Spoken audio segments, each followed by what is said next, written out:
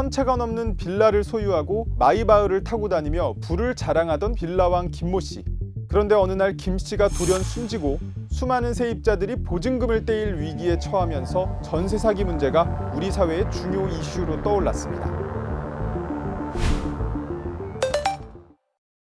하지만 악성 임대인은 김 씨만 있는 게 아닙니다.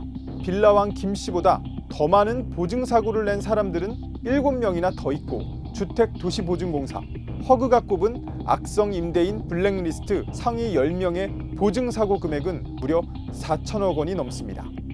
그렇다면 세금도 낼 형편이 안 되고 세입자들의 보증금도 돌려줄 능력도 없던 이들이 어떻게 이렇게 많은 주택들을 소유할 수 있었는지부터 함께 살펴보겠습니다. 전세 사기에 주로 이용되는 건 신축 빌라나 오피스텔, 소형 아파트들입니다. 거래된 적이 없기 때문에 정확한 시세를 알 수 없는 상태에서 감정기관과 부동산 중개소까지 결탁해 시세를 부풀립니다.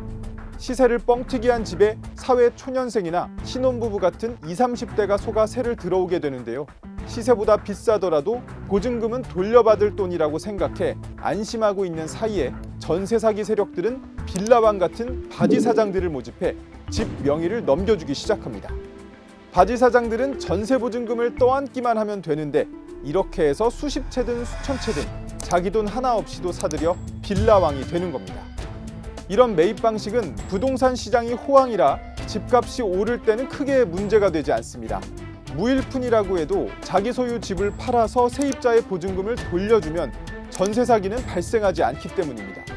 하지만 요즘처럼 집값이 떨어지면 문제가 걷잡을 수 없이 커질 수 있습니다.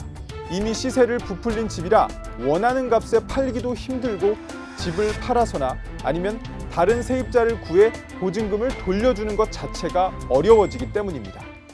실제로 허그가 대신 변제한 세입자들의 보증금은 지난해 5,040억 원에서 올해는 지난 11월까지 7,690억 원으로 1년 만에 절반 이상 늘어났습니다.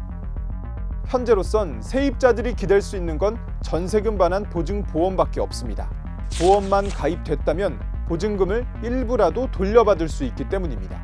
이런 이유 때문에 올해에만 23만 2,812세대가 보증보험에 신규 가입하면서 역대 최대치를 기록했습니다. 다만 세입자가 원한다고 해서 모두가 보험에 가입할 수 있는 건 아닙니다. 만약 집주인 대신 보증기관이 보증금을 변제한 전력이 단 한 번이라도 있다면 보험 가입이 불가능한데 문제는 현행법상 전세 계약을 맺고 잔금을 다 치르기 전에는 세입자가 이런 정보를 알 수 없다는 점입니다.